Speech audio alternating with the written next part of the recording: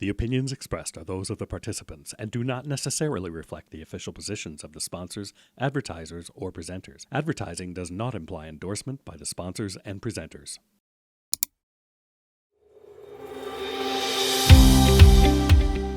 Hey guys, and welcome back to this week's episode of the Lighting Controls Podcast. As always, we have a fantastic guest lined up for you, and we can't wait to jump into the conversation, but we'll get some of the little stuff out of the way.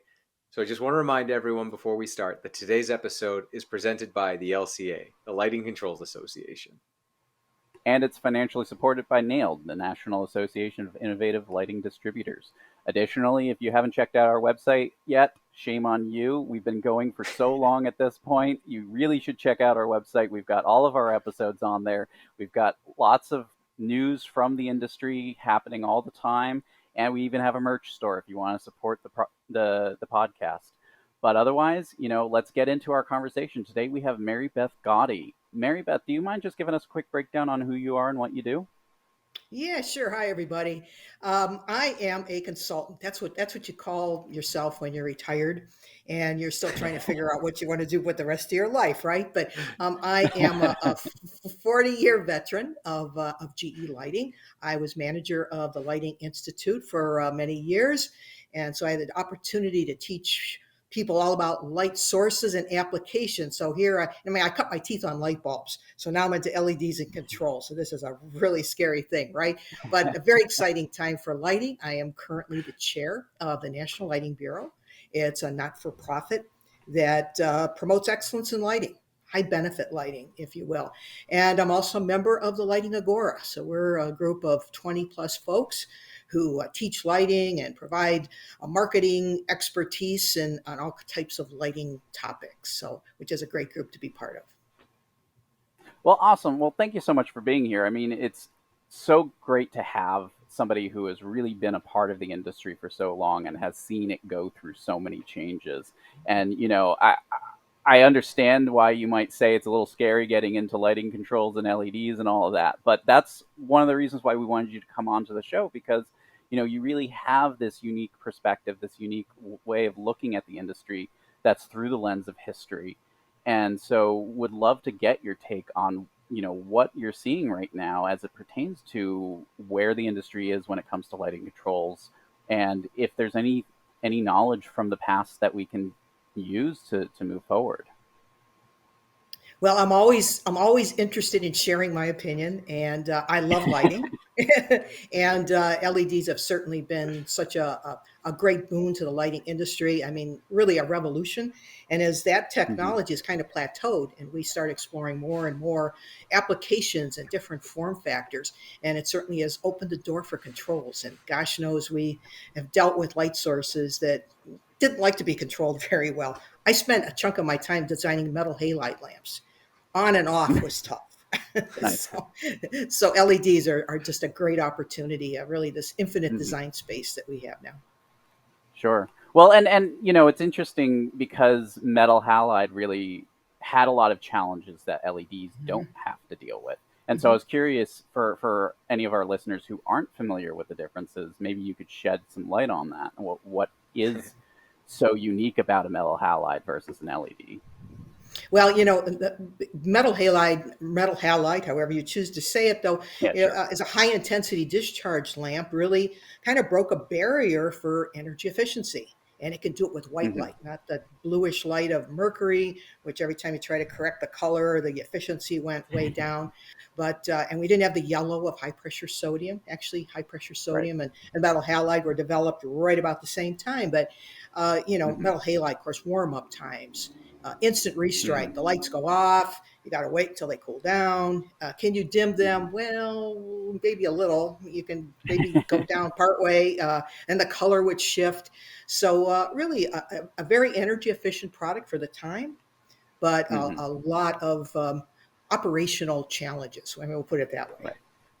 Right. No, So and that's why, with indoor lighting, if you really wanted more precision dimming at the time, you would go fluorescent as opposed to metal halide.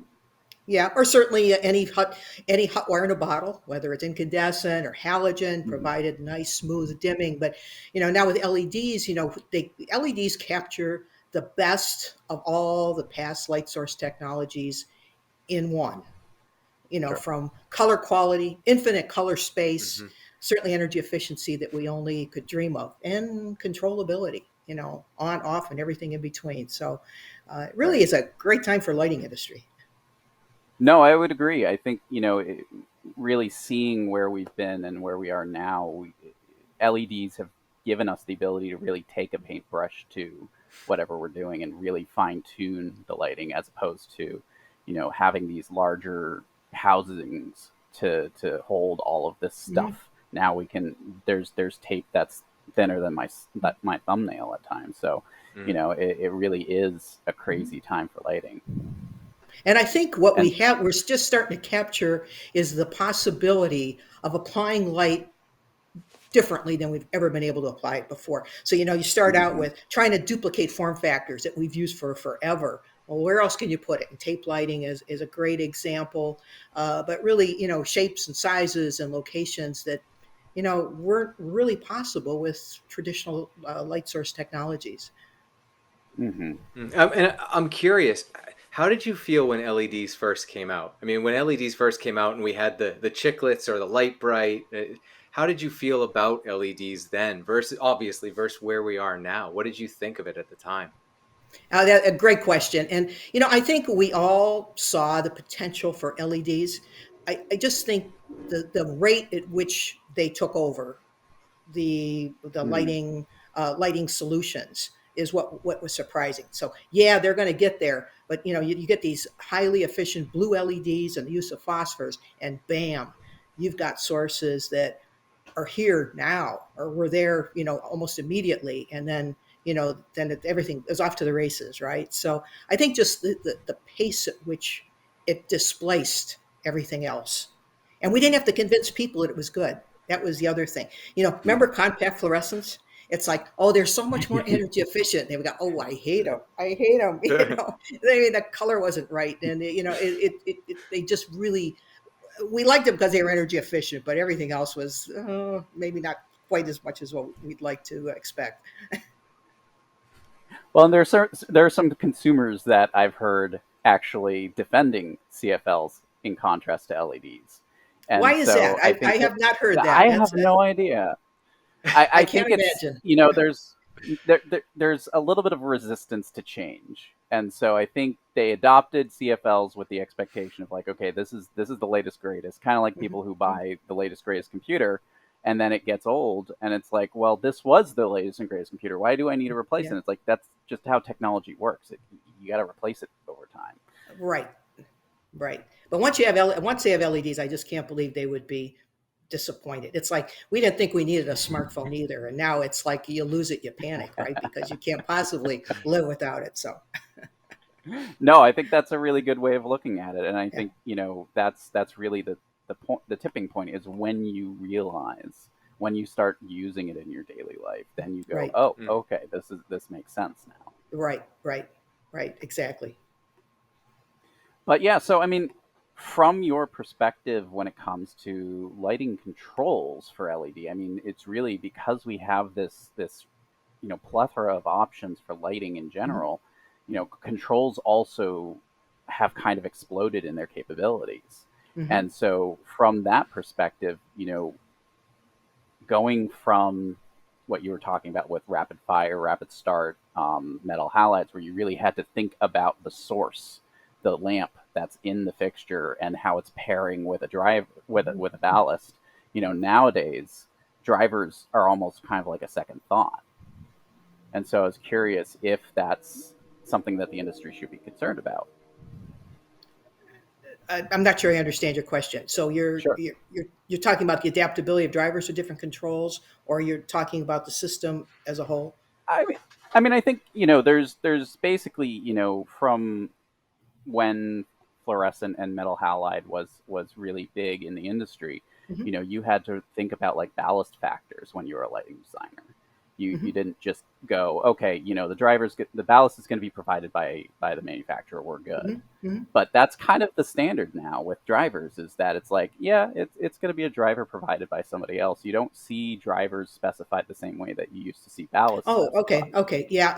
Well, I think in some ways, is that a limitation of LEDs? Because with, let's pick fluorescent, but you had a T8 electronic ballast. I mean, there were a lot of interoperability here. I mean, it's Hmm.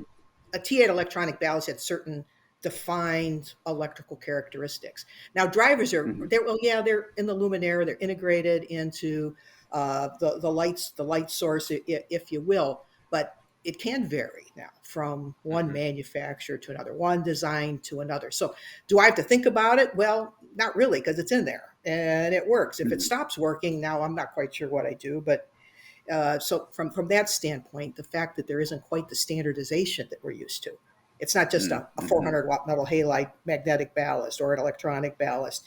It's now this electronics that somebody else provides that operates this array of LEDs.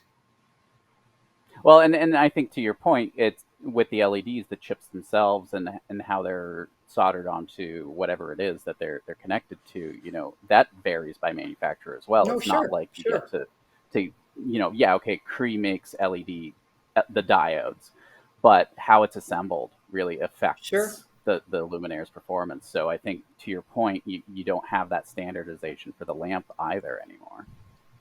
Right. And like I said, it's not an issue when you buy something and it provides the amount of light, and gosh knows there's switchable lumens and switchable color. I mean, there's a lot of flexibility that's Right. already built right in. So in general, it's certainly all great stuff.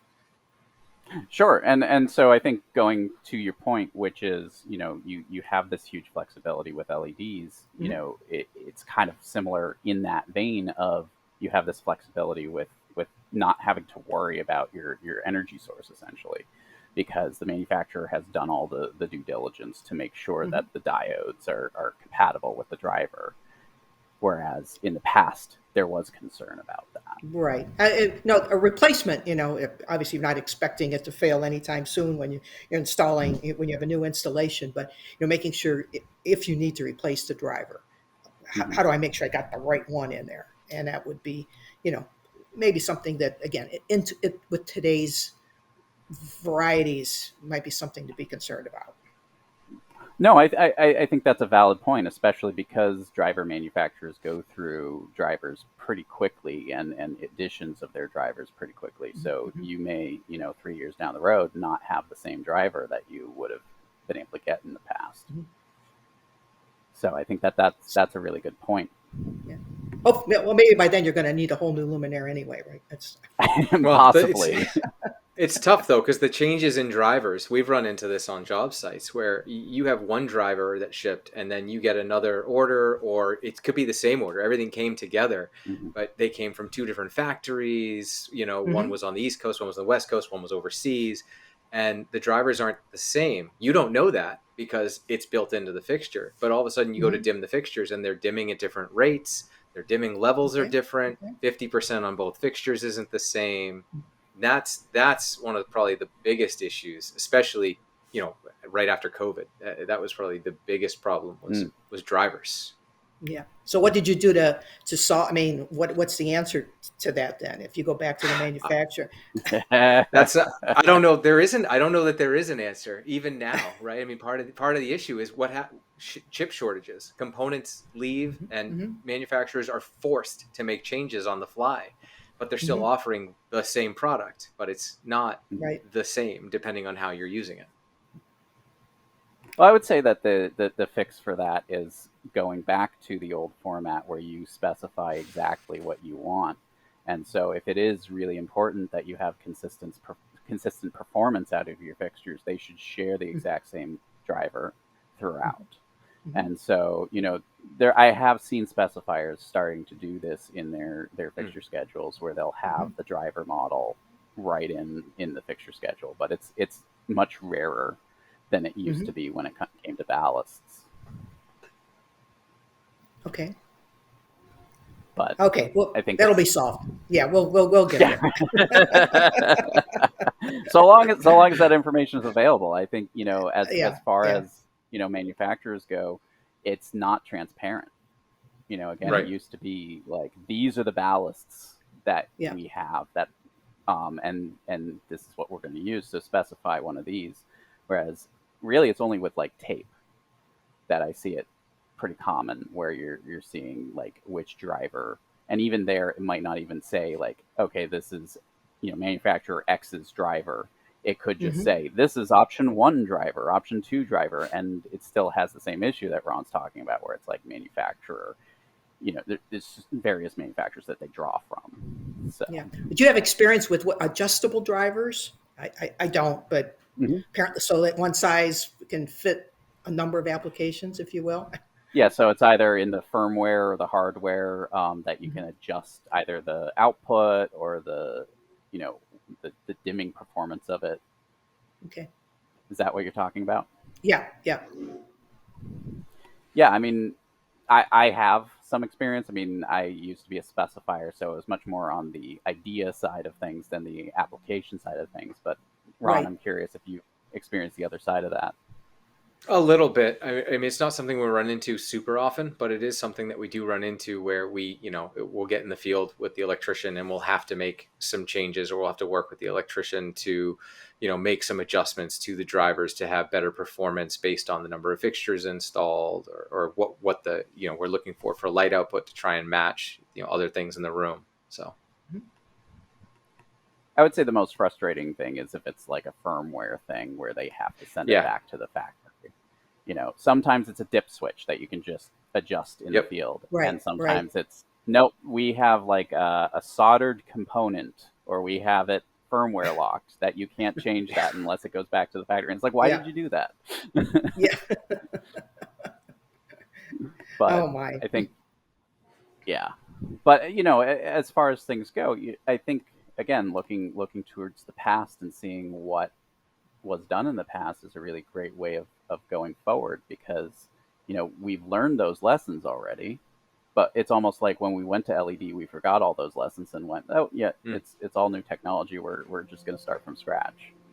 And they're going to last forever, so we don't even have to worry about a lot of Right. this stuff. So, Yeah, everything lasts yeah, forever now. yeah, that's right. That's right. Yeah. But so I mean, where do you think we're going when it comes to the Yeah. lighting industry and controls? What do you You think know, is the next big thing? I think part of it is that once users, whether it's a homeowner or a business owner or a building operator, once you can experience the advantage of the lighting control capabilities today, I think, it's like, oh my God, that is so cool. And I can generate all kind of data with this type of a system. So I think part of it is just getting used to the flexibility and the adaptability of controls. And I think the energy button is something we've hit so hard for so Hmm. long. And I think we have to think in terms of productivity, user satisfaction, Hmm. safety, security. Energy is going to come as we use lighting Mm-hmm. controls. Light and health. I mean, there's so many things we can do now with color tuning. Um, I think the energy button is something obviously, for the environment, we're very concerned about our energy infrastructure, but the fact is we have to hit all these other benefits. And I Yeah. think that walking into a space and having the color tune because of the time of day, or maybe Hmm. we can even have some personal ID on us. Maybe it's one on our phone app that says, hey, we know who you are, and we know when you walk into this room, we want this quality of light because it's 5 o'clock and it's time for a glass of wine. And so let's, so I just I think we need to experience the beauty of LEDs and lighting controls and appreciate the operational efficiencies and the data generation Mm. and other attributes that are, again, we haven't really been able to enjoy like we can today. And do you have any ideas of how we can achieve that? Because I think you're right. We've hammered that button to the ground when it comes to energy efficiency. Mhm. And so now people are sick of hearing that. But at the same time, Mm. how do we get that conversation going to say, well, there's more you can do than just energy efficiency? I think based on some of the folks I've talked to in the controls business, I mean, their business is kind of booming. So Sure. for those, I don't think safety, security, and light and health are really, I don't think anyone's going to argue against those. So I think as Mm. the industry becomes more standardized on our approaches to circadian entrainment, um, as business owners, as building operators can realize that, they can maybe sell more space if they have better lighting controls. I mean, there's so many things they can Hmm. say at market because they have this controllability that's built in. So I think it's just a matter of the case studies and the Mm-hmm. I think there's attributes that would be very tough to argue with. Sure. No, I think you have a really good point there, and I think over time there will be more adoption of it just because of the easier usability of it all. But it seems as though there is still resistance outside of our industry when it comes to this kind of acceptance of intelligent lighting controls, because a lot of people, approach it. It's like, I just want to switch. I don't care. I just want to turn the lights on. And I don't know if there's a barrier that's there just by default, or if it's something that's been built up.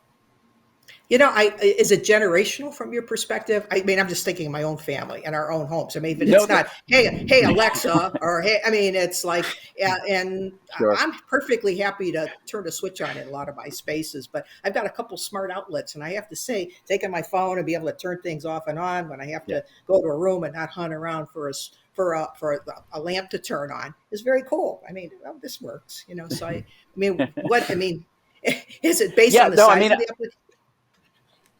Go ahead. I don't know. I mean, as far as it goes, from the people that I speak to, it seems to be more about in the know versus not in the know. I think your Mm. example of Alexa is a great example, because that is a heavily marketed component that everybody knows about. I mean, Mhm. I would be hard pressed to find somebody in the U.S. that wouldn't immediately know what I was talking about if I said Mhm. Alexa. Mhm. But at the same time, that's a consumer level component. It's not Mhm. a Hmm. commercial enterprise level component. And Mhm. additionally, um, that's for your home. I mean, your home is such a customizable experience, whereas your work environment might just be, I go in, I turn the lights on, I'm done. Um, and so I think that whole thing that you're talking about, like fiddling with your phone, trying to get to the switch, that might Mhm. be time that's frustration as opposed to delight, because it's like, Mhm. if I had a switch on the wall, I wouldn't have to do that. But I think, Mm. it really varies by the personality. It's not necessarily a generational thing. It's not necessarily an application thing. I think it really is about how the people perceive it. And so maybe the solution, for instance, would be to have AI that can predict when you want your lighting on and Mhm. what you want your lighting to be. Mhm. And at that point, maybe people would be like, yeah, this is great. I don't even have to think Al- about it. Although, you're mentioning commercial customers, though. I mean, codes demand some kind of control, so they have to Sure. get into Hmm. control somewhat. So, I mean, how deep they want to go into it, but they can't just flip a switch all the time. I mean, there No, are some controls that automatically have to be incorporated, right? you're absolutely right. And I think that's Hmm. one of the reasons why we've beaten that drum so hard, is because of the fact that energy code mandates that Yeah. we do this. And so Mhm. it's almost like we have to retroactively convince people that it's a good idea to be energy efficient. Right, right. And Yeah. I think part of the issue that we run into and that we face in the commercial environment is the interoperability of products, right? In your Mhm. home, it's very easy to take a platform like, Alexa from Amazon that integrates Mhm. with everything. That is Mhm. not the same case in the commercial market. It's not as Mhm. easy to Right. make manufacturer A, B, and C play nicely together. So, getting a cohesive control system throughout a space that can give you that same sort of feel that we want users to have, that Mhm. they have at home, it is right now, I feel, is part of that challenge. Mhm. So you're saying let's give an application. It's a new building, let's say. So the owner wants controls, doesn't want controls, maybe doesn't even understand the option. So at some point, Mhm. someone has to talk to what controls can do, what codes require. So at some point, you bring a controls designer or someone in to outline some Hmm. specific sets of operations, if you will. Mhm. So I'm just trying to understand the whole process and where it breaks down. In other words, it's just I the think owner right up front. you well, I think you hit the nail on the head to some extent. I think controls designer is a big word in there that we don't always Yeah. see involved in projects, Mhm. right? And that comes back to who is responsible for the lighting controls, who is responsible for their design, who's responsible for their Hmm. operation. And if there's not a controls designer involved, does that make it better? Does that make it worse? Mhm. Well, I mean, It varies. I'm sure I know lighting designers that are absolutely expert in controls. They mean they Hmm. love it. And we know Hmm. lighting designers can do magical things with light. They know lighting for buildings and lighting for people and the tasks and the ambiance and the mood. Not everyone, not all of them are necessarily controls experts. So pulling Right. in Right. someone up front, I mean, they're ultimately responsible of how the building is lit and whether it works or not. And if the controls don't work, um, their their job is going to be compromised. Their design is going to be Right. compromised, right? So I would think that either bring in a controls expert, whether it is a lighting designer himself or herself, or if it's a separate person. It seems like that should be Hmm. right up front in the design process. But you're saying that's not I, the I case. you're not finding disagreement in either Ron or I when you say Okay, that. okay, I Nope. think that the okay, challenge is that, from what we've heard, anyways, from people we've spoken with, yeah, one of the big issues is fee, getting the fee for that, hmm because sometimes the fee is actually being paid to the electrical engineer for the purposes of lighting controls design, hmm but hmm really it should have been allocated to the lighting designer, because hmm the lighting designer is doing the heavy lifting on the lighting controls design. But we've heard arguments that there should be a separate entity altogether, that there should be somebody called a lighting controls designer doing that work. But there's also the sales reps sometimes get pulled in to do that hmm work. Integrators or dealers get pulled in to do hmm that work. I mean, it really seems to be a roll of the dice when it comes to who gets that work and is responsible for it. But I think, you know, the real pushback for it is the fact that it's a question of who gets paid for that work. okay. Well, I mean, clearly the need for controls expertise. I mean, I was just started looking the different certifications that are starting to pop up. Hmm. I saw Hmm. Nalmco's got one. Who else? There was another one that I had seen. So I mean, there's clearly interest in getting someone who's got that expertise. And then where does the Right. commissioning agent fit in? I mean, my understanding is Sure. that person should also be involved, like right up front. And depending on the types of controls, is it wireless? That affects Hmm. the electrical, right? I mean, that's Hmm. if you're going to do a wireless Yep. control type of a system. So I mean, and then maybe that's one of the growing pains of this burgeoning control industry here is that we need to get some silos here of expertise to make sure that Hmm. ultimately the owner and the person occupying the space are getting what they want or seeing what they think they're getting. So, and Absolutely. I manufacturers, Right. manufacturers have their What? own control designs team too, right? Hmm. Hmm. Hmm. Okay. Yeah, because from what talking with people about that, it one of the bigger issues is, like Ron was saying, is interoperability, but also consistency. There's no real consistency for terminology or Hmm. functionality or capability, and so as a result, you really need to design around a system. You can't just design your needs and then expect that a Mhm. system's going to be able to fill that in. It's like designing a lighting application nowadays, Mhm. where you have to evaluate if the fixture is appropriate. Similarly, you have to evaluate if the manufacturer is appropriate. But at the same time, it's a bigger, more complex thing than just a luminaire. Right. Well, it's kind of interesting. I was just at the Illuminating Engineering Society annual conference in Chicagoland, Mm, and let's see, there was one workshop, modeling an approach to the design of lighting control systems, and then there were four papers or sessions on controls. So I mean, and what the see, there's another conference coming up in New York. What NY Control, kind of spelled cleverly, hmm NYC Yep. Control LED Yep. at the end. Yep. DLC's got a control summit in September. So I mean, everyone recognizes everything we're saying, right? Right. That It's there's a just a need. question of how. Right. How do we get there? But what is the, yeah, what Yes. is the need that we're trying to get to? I mean, it seems like everybody has an idea of what it is that we need to achieve, but I guess I'm curious what your perspective is. What is the biggest goal that we should have as an industry right now?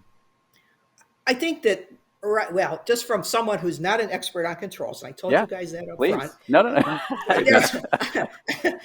There's there's so many options. It's mind-boggling. Okay, it seems like I mean, Mm-hmm. I think just being able to outline in a comparative way different manufacturers. What does your system do? What does your system do? What does your system do? I mean, getting Mhm. everybody together. I mean, that would be helpful. It seems like wireless is becoming a key trend. I mean, it's labor Mhm. savings. It's from a wiring standpoint, so material savings. Um, are the security issues completely gone away, or so we really don't Mhm. need to think about too many hardwired installations? Can we get the language consistent among manufacturers? Mhm. I mean, what will happen? Either by default, the market will decide you guys are too complicated, you don't use the right language, and even though you've got Right. this great system, we're not going to use you because these other folks explain it better and it's more consistent and we kind of get it. I mean, it's like Yeah. I'm old enough to remember VHS versus Beta. You're too young for that, but when it came to to tape machines, I mean, Beta. Everyone said Beta is a better system, but VHS took over Mm-hmm. because, well, the way that they made it commercially available, and by default, it Right. became the leading technology. And so I'm hoping manufacturers can kind of get together and get their act together, but the market will decide if they don't. So, Right. but common language, someone came up with this. They got to make lighting controls less geeky. Right now, it sounds it sounds complicated. Everything sounds complicated. And Yes. so you can understand why people go, oh, Yeah. I'm not going to do controls. I don't know what Right. land pan, whatever you're talking about is right now. So I think less complicated, fewer choices. I mean, having a few of them hmm drop out just Yeah. because, or these are suitable for residential only, Right. commercial, and again, if we could just kind of segregate it, define it, and keep the language consistent, so it's not so Right. intimidating. That would No, would, I would be would my agree. I would say that our industry suffers a lot from an ivory tower mentality where we're above it Mm-hmm. all and we know everything and it's they need our expertise to figure this out. right. But I think you're right. Because of that, we have created such an opaque presentation that why would I want that? Like, why would I care? It's too complicated. Yeah, Mm-hmm. everyone understands a switch. I get on, off, Right. dim. I could do that. Right. Yes. Totally. But yeah, so it's really refreshing to hear this perspective because we do talk with a lot of geeks and nerds in the industry, and they love to talk, shop and go deep dive into the Yeah. specifics. But I think from your perspective, it's really good to know that, like, yeah, even people in our industry who are not what are considered controls experts Mm. are essentially also saying, yeah, it's too complicated. And I think that that's a bad thing. I think that that's Mhm. not a good thing that people should be happy about. If I were a controls manufacturer and a lighting designer came to me and said, your system's too complicated, I would feel bad about that Mhm. because that means that I'm not doing my job explaining things well enough and Right. in an Right. easy to consume way. Right. And it is documentation. I mean, you hit on Yeah. something that Webster and I got to witness firsthand at Light Fair in a session. Yep. They gave us we were with it was lighting designers, it was engineers, it was everybody. It ran the gamut. and they gave us a bunch of manufacturers' marketing sheets. And Mhm. you couldn't tell me from one marketing sheet to the next what manufacturer could do what or couldn't do, and they all use different terminology. And so the terminology is a huge thing that we've been harping Mhm. on the show multiple times. But then seeing Yeah. that, we're so used to, as the geeks, we're so used to reading data sheets that we find our data in a Right. different way. But the fact that someone like you or a Mhm. designer can't go to a marketing sheet and see everything that this manufacturer A, manufacturer B, manufacturer C, this is what I want. Great. Okay. The Mhm. fact that you can't do that is a real problem right now. Mhm.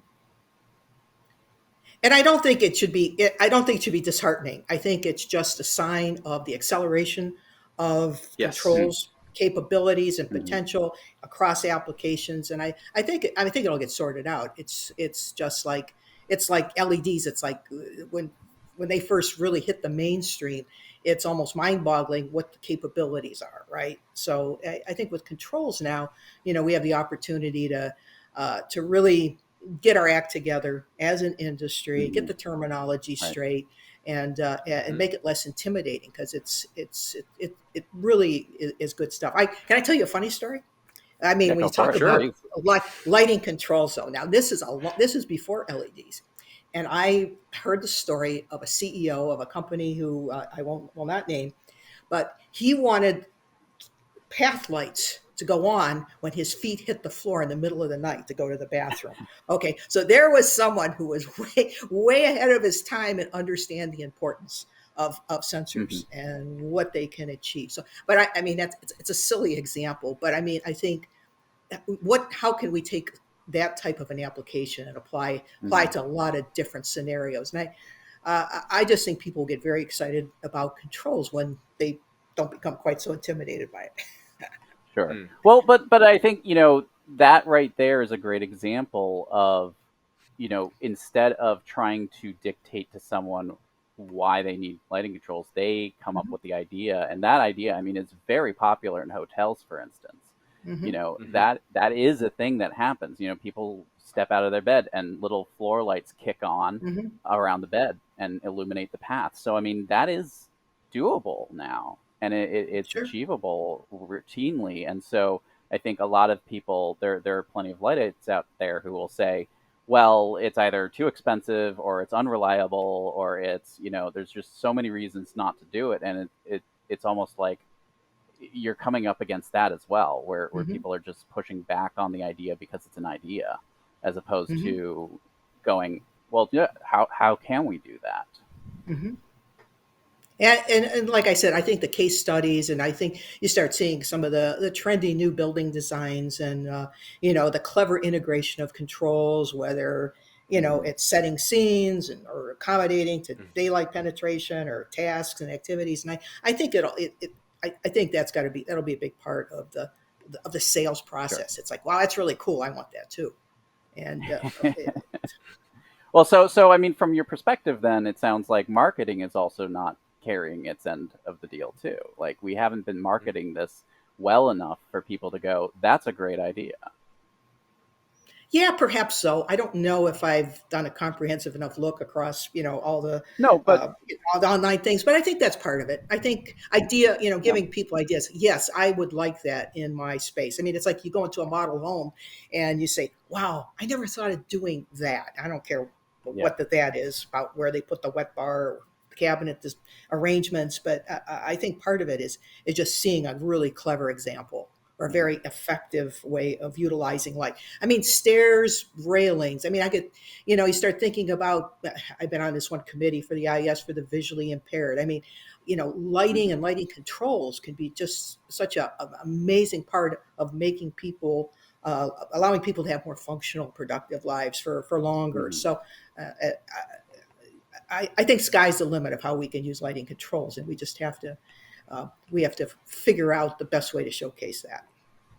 Well, I think that also hits on something that's unique to our industry, which is basically the owner goes to the lighting designer and says, "Okay, what do I need? What do I want for this?" And the lighting designer returns to them and says, what do you need? What do you want? And they basically just in this echo chamber don't know what to do.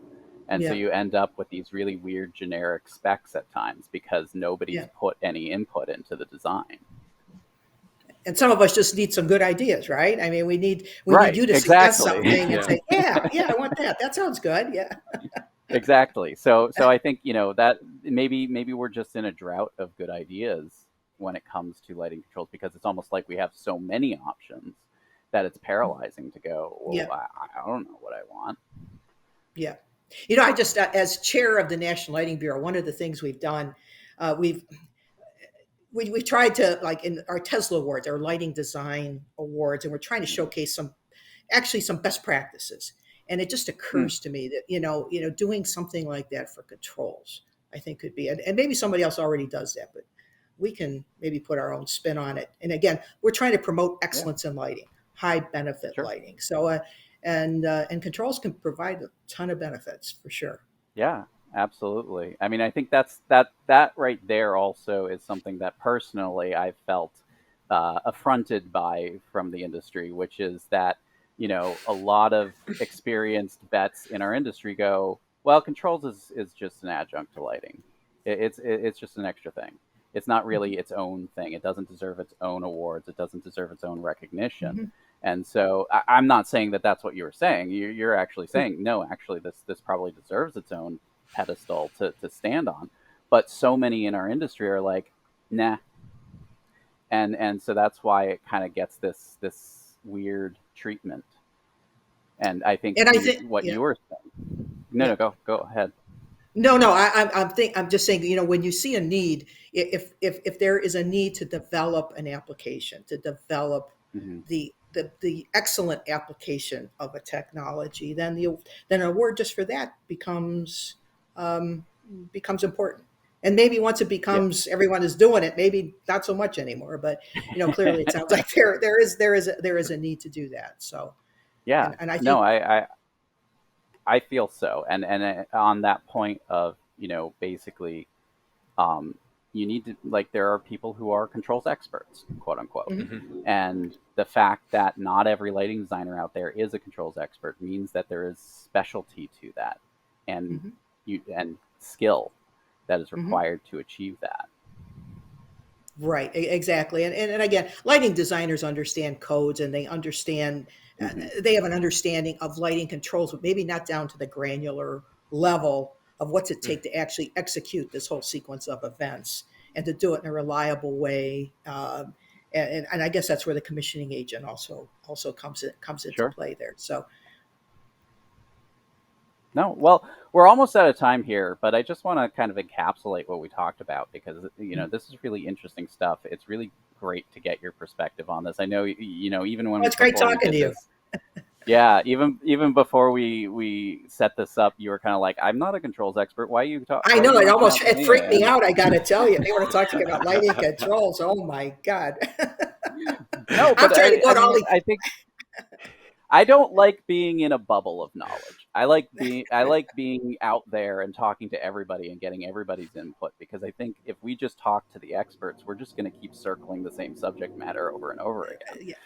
And Yeah. so getting your input is really appreciated and I really appreciate that you're willing to come on and be vulnerable about that because I think there are so many people out there who are in similar situations where like I'm not a controls expert. I don't know what I'm talking about. Like um but it's okay.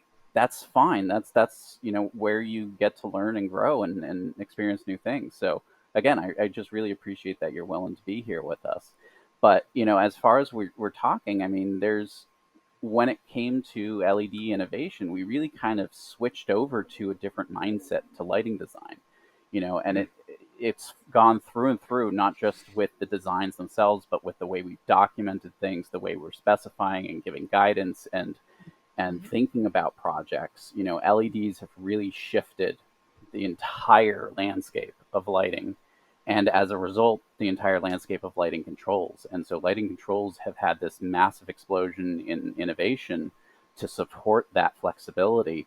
But at the same time, we have so much available to us that maybe there is a little bit of paralysis. There's kind of, I don't know what I need to do. I don't know what I want to do. But at the same time, there are great ideas out there. We just aren't sharing them. We're not documenting them. We're not marketing them. And so, something we as an industry need to do better is to just get the word out of, this is how good lighting controls look. This is, what you can achieve with it, and not hammering on that energy efficiency drum anymore. And in fact, focusing on, the real world application and benefits that people experience every single day. Yeah, okay, fine. Every month you'll look at your bill and see it's lower. That's okay. But, really, when you walk into a space and the lights turn on to what you need them to be in an easy to use format, that should be a delightful experience, not a frustration and trying to figure out which button does what. And so we really have done a disservice of communicating that and conveying that. And I think part of it is, we don't have consistency. We don't have communication and consensus when it comes to terminology or documentation or functionality. And so as a result, we're isolating ourselves from the rest of the world by saying, we've got all this stuff here. Just tell us what you want. And it's like, no. We should be doing it the other way around. We've got all this stuff here, and this is what we can do with it. Yeah. Controls are a design lever that can't be ignored. A design lever that with LEDs, we've never been able to exploit as a design lever until now. So again, it's not something for you folks to be frustrated with. It's just there's just such a great opportunity out there for sure. So we're going to get there. No, and I don't have to convince you. I think, no, you don't have to convince us. Hopefully our listeners will pick up on that. But I mean, a lot of our listeners, from what I've heard, are usually just nodding along with what we're saying. But we try to at least prod people. Yeah, exactly. I mean, who else is going to listen to the Lighting Controls podcast other than Lighting Controls? All the geeks, raise your hand, right? Right. Exactly. Mary Beth, thank you so much. This has been such a joy having you on. And I really, like Webster said, we really appreciate you, being so candid with us and coming on. And the fact that you have seen some of the same struggles and frustrations we have as someone who's not deep into the controls industry should be telling the manufacturers who are listening a lot that it's not just us. We're not, right? You as someone in the industry, but outside of controls, sees the same frustrations. And I really appreciate the fact that you think there should be some category or awards for controls, because I think a lot of people, and this just may be the way I feel, but a lot of people look at some of these amazing lighting designs and forget the fact that without the controls behind that design, especially nowadays with color changing and color tuning and dynamic and LED, video media, those designs don't come to fruition without controls behind it, and a good controls designer and a good integrator and a commissioning agent. And I think people sometimes forget that what's behind the scenes. So hopefully we can start to make some changes here. So thank you again for coming on the show. Really appreciate it. Thank you for having me. And hopefully maybe I'll see you at New York Controlled on November 14th. We are, we've been talking about it. We'll see if we can fit it in, or if one of us, we've been talking about it. We'd love to get there if we can make it work. We're just trying to figure out schedules more than anything. But thank you again. And I just want to remind everyone that today's episode is presented by the LCA, the Lighting Controls Association. And it's financially supported by NAILD, National Association of Innovative Lighting Distributors. Again, if you haven't checked out our website, check it out, lightingcontrolspodcast.com. We've got all of our episodes, news feed, as well as a merch store if you want to support the podcast. But otherwise, everyone, thank you so much for joining us here today. And Mary Beth, again, thank you so much. This was a great conversation. Yeah, thank you. It was fun.